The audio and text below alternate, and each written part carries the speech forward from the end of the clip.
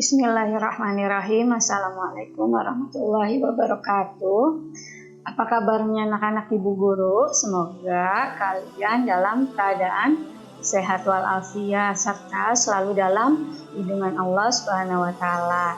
Tetap semangat belajarnya hari ini walaupun kita masih belajar di rumah. Seperti biasa, sebelum kita melaksanakan belajar hari ini, kita melakukan doa bersama. Duduk yang baik, sikap berdoa yang baik, dan angkat kedua tangan kita. Kita mulai doa hari ini ya. Bismillahirrahmanirrahim. Raditu billahi robba. Aku rela Allah Tuhanku. Wabil islami dina. Islam agamaku. Wabi Muhammadin nabiyya wa rasula. Muhammad menjadi nabi dan rasulku. Wabil Qur'ani imama. Al-Quran menjadi pedomanku. Wabil Ka'bati kiblatan. Ka'bah menjadi kiblatku. Wabil mu'minina ihwana. Dan orang-orang beriman saudaraku. Rabbi zidni ilman warzuqni fahman. Ya Allah, tambahkanlah ilmuku dan berikanlah kepadaku kecerdasan. Rabbi yassir wala tu'assir. Ya Allah, berikanlah kemudahan dan jangan Engkau berikan kesulitan. Rabbi tammim bil khair ya arhamar rahimin. Ya Allah, lengkapilah dengan kebaikan. Hanya Engkaulah ya Allah yang Maha Penyayang. Amin. Alhamdulillahirabbil alamin. Semoga doa kita yang kita baca hari ini diberi kemudahan dalam belajar oleh Allah Subhanahu wa taala. Hari ini Ibu akan mengajar Al-Quran hadis di kelas 4 tentang hadis tentang takwa dan hadis tentang niat. Sebelum kita belajar, kita membaca Bismillahirrahmanirrahim. Yang pertama, Ibu akan membahas tentang hadis tentang takwa. Apa itu takwa? Menurut bahasa, takwa artinya takut. Menurut istilah, takwa artinya menjalankan segala perintahnya Allah dan menjauhi segala larangannya Allah. Jadi, takwa adalah sebagai suatu ungkapan rasa takut, tunduk, dan patuh terhadap segala perintahnya Allah dan Rasul-Nya. Sebagai hambanya Allah Subhanahu wa taala yang diciptakan dengan sebaik-baik bentuknya, hendaklah kita memiliki sifat takwa. Hendaklah kita selalu bertakwa kepada Allah Subhanahu wa taala dimanapun kita berada dan kapanpun saja. Orang yang selalu bertakwa itu akan dimasukkan ke dalam syurganya Allah Subhanahu wa taala. Rasulullah Shallallahu alaihi wasallam dalam sebuah hadisnya yang berbunyi, An Abi Dzarrin radhiyallahu anhu qala Rasulullah sallallahu alaihi wasallam ittaqillaha haitsuma kunta wa atbi'is sayyi'atal hasanata tamhuha wa khaliqin nas bi khuluqin hasanin.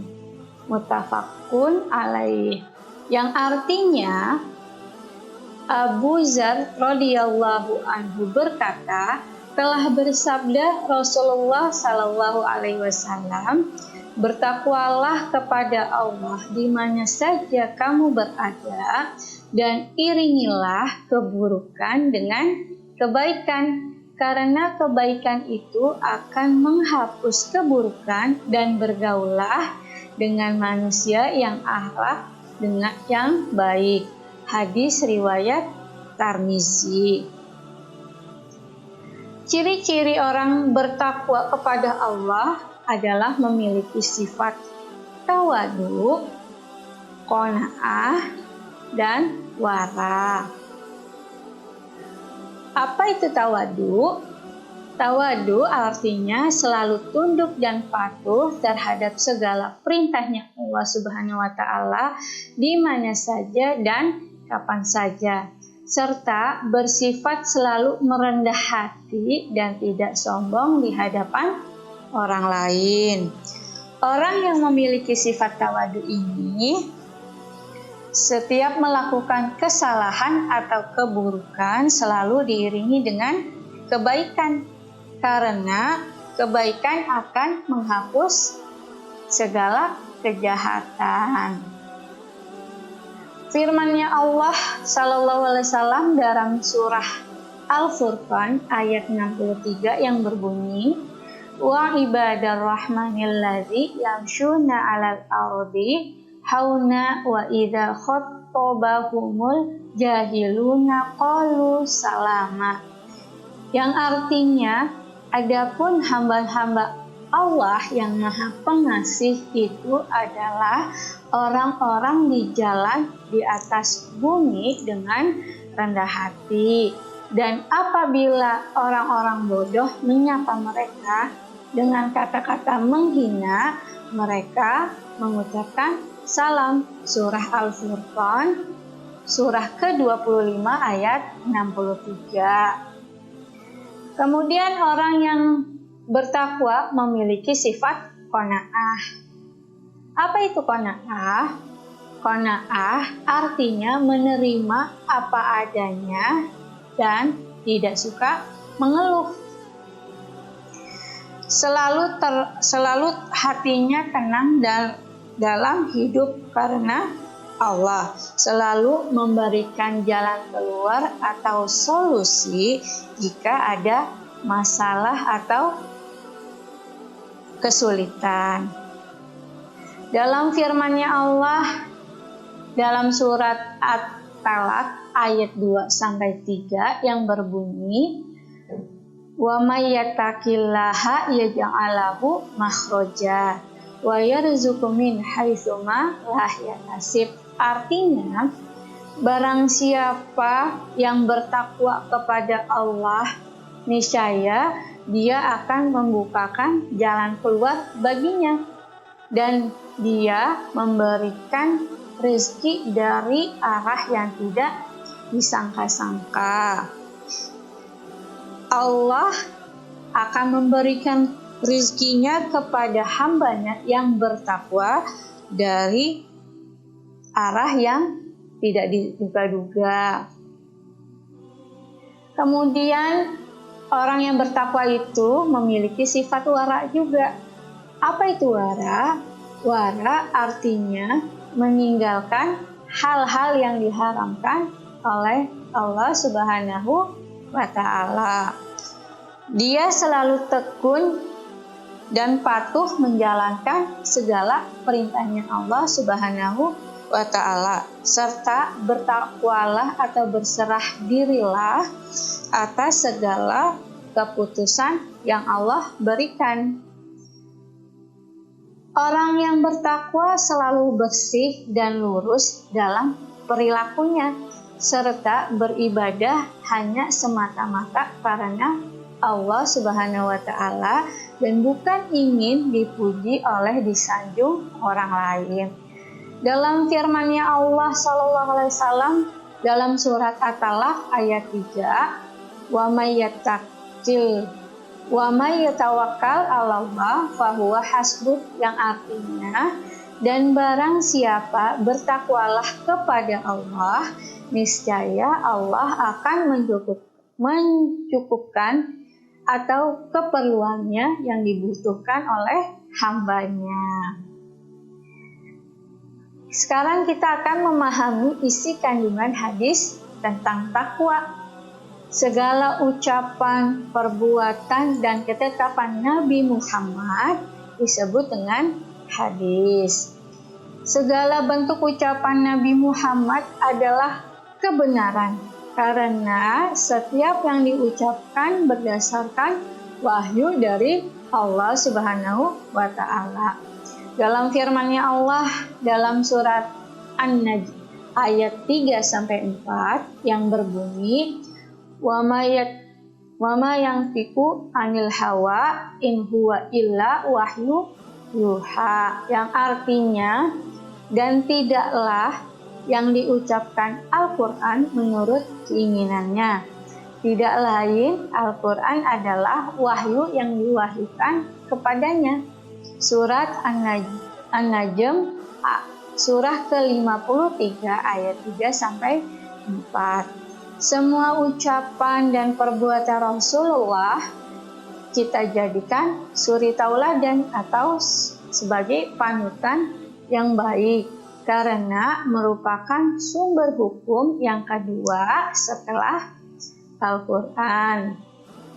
Selanjutnya, Ibu akan ngebahas tentang hadis tentang niat. Rasulullah SAW mengajarkan kepada umat muslim untuk niat terlebih dahulu sebelum melakukan segala aktivitas. Niat menjadi hal yang sangat penting terutama dalam beribadah seperti sholat, zakat, puasa, dan sebagainya, karena niat menentukan sahnya atau tidaknya ibadah kita yang kita kerjakan. Niat tidak hanya dilakukan dalam beribadah saja, tetapi juga dalam melakukan aktivitas sehari-hari. Seperti apa? Seperti makan, belajar, kemudian berolahraga, sehingga apa yang kita kerjakan mendapatkan pahala dari Allah Subhanahu wa Ta'ala. Sekarang kita lafalkan hadis tentang niat. Rasulullah Shallallahu Alaihi Wasallam bersabda, An Umar bin Khattab radhiyallahu anhu qala, sami'tu Rasulullah sallallahu alaihi wasallam yaqulu, innama a'malu binniyat wa innama likulli imri'in ma nawa. Faman kana hijratuhu ilallah wa rasulihi fa hijratuhu ilallahi wa rasulihi. Wa man kana hijratuhu lidunya yusibuha au ila mar'ati yankihuha fa hijratuhu ila ma hajara ilaihi. Muttafaqun ilaihi. Yang artinya, Umar bin Khattab radhiyallahu anhu berkata, saya mendengar Rasulullah sallallahu alaihi wasallam bersabda, sesungguhnya setiap amalan tergantung pada niatnya. Setiap orang akan mendapatkan apa yang ia niatkan. Siapa yang hijrah karena Allah dan Rasulnya, maka hijrahnya untuk Allah dan Rasulnya. Siapa yang hijrahnya karena mencari dunia atau karena wanita yang dinikahinya, maka hijrahnya kepada yang ia tuju. Hadis riwayat Bukhari dan Muslim. Apa itu niat? Niat artinya menyengaja sesuatu yang disertai dengan perbuatan. Niat adalah syarat sahnya suatu ibadah yang kita kerjakan. Jadi, sah tidaknya suatu ibadah yang kita lakukan tergantung pada niat seseorang. Semua perbuatan baik yang kita lakukan jika didasari niat karena Allah Subhanahu wa Ta'ala, maka akan bernilai ibadah. Oleh karena itu, apapun yang kita kerjakan atau yang kita lakukan harus disertai dengan niat yang baik dan ikhlas. Karena siapa? Karena Allah Subhanahu wa Ta'ala. Sebesar apapun yang kita lakukan atau sebanyak apapun uang yang kita keluarkan untuk beramal, kalau niatnya tidak karena Allah, maka amalan kita menjadi sia-sia dan kita tidak mendapatkan apa-apa di sisi Allah Subhanahu wa Ta'ala. Niat juga sebagai syarat sahnya suatu ibadah. Apabila kita beribadah seperti berwudu, sholat, puasa, tidak diniatkan karena Allah, maka kita tidak akan mendapatkan pahala dari Allah Subhanahu wa Ta'ala. Oleh karena itu, pentingnya kita mempelajari niat-niat berikut. 1. Berwudu. Maka kita sebelum berwudu diiringi dengan niat yang dilafalkan, nawaitul wudu'a li rafil hadasil asghar fardhu lillahi ta'ala, yang artinya saya niat berwudu untuk menghilangkan hadas kecil fardu atau wajib karena Allah Ta'ala. Niat yang kedua dalam suatu ibadah itu adalah sholat. Misalnya ketika kita takbiratul ihram pada sholat subuh, kita mengangkat kedua tangan kita, maka diiringi dengan niat usolli fardhu subhi raq'ataini mustaqbilal kiblati adaan ma'muman lillahi ta'ala, yang artinya saya niat sholat fardhu subuh 2 rakaat menghadap kiblat sebagai makmum karena Allah Ta'ala. Kemudian yang ketiga, puasa. Puasa memang dilakukan pada siang hari, tetapi sebelum kita puasa di siang hari diawali dengan niat. Niatnya itu dilakukan pada malam hari. Niat puasa Ramadan, nawaitu shauma ghadin an adai fardhi syahri ramadhana hadis sanati lillahi ta'ala, yang artinya saya berpuasa esok hari untuk menunaikan fardu di bulan Ramadan tahun ini karena Allah Ta'ala. Semua ibadah yang kita lakukan jangan lupa disertai niat. Niat memang suatu peranan yang sangat penting dalam suatu ibadah. Apabila kita melakukan ibadah tanpa diawali niat, maka pekerjaan yang kita lakukan akan sia-sia. Sekarang kita memahami hadis tentang niat. Pertama, pentingnya peranan niat dalam melakukan suatu pekerjaan, terutama dalam beribadah. Allah Subhanahu wa Ta'ala tidak melihat bentuk fisik tubuh manusia. Akan tetapi Allah Subhanahu wa Ta'ala melihat semua amal perbuatan yang kita lakukan dan hati kita. Kedua, kewajiban berhijrah sebagai seorang muslim. Artinya kita menjauhkan diri dari orang-orang yang buruk akhlaknya. Misalnya kita ada yang suka mobok-mobokan, berarti dia akhlaknya buruk, dan bergaullah dengan orang-orang yang baik, yang dia rajin sholat, rajin beribadah, dan sebagainya. Yang ketiga, menumbuhkan rasa cinta beramal kepada Allah Subhanahu wa Ta'ala. Sebagai tanda syukur kita atau hamba Allah, Hendaklah kita tumbuhkan rasa cinta dan ikhlas dalam beramal, yaitu berbuat baik kepada Allah dan kepada sesama manusia. Tugas hari ini adalah kerjakan penilaian akhir pada halaman 73 sampai 74 bagian 1 nomor 1 sampai 10 dan halaman 85 sampai 86 bagian 1 nomor 1 sampai 10. Cukup sekian pelajaran kita hari ini. Semoga apa yang Ibu sampaikan bermanfaat. Terima kasih, kurang lebihnya Ibu mohon maaf apabila ada kekurangan. Wabillahi taufiq wal hidayah. Wassalamualaikum warahmatullahi wabarakatuh.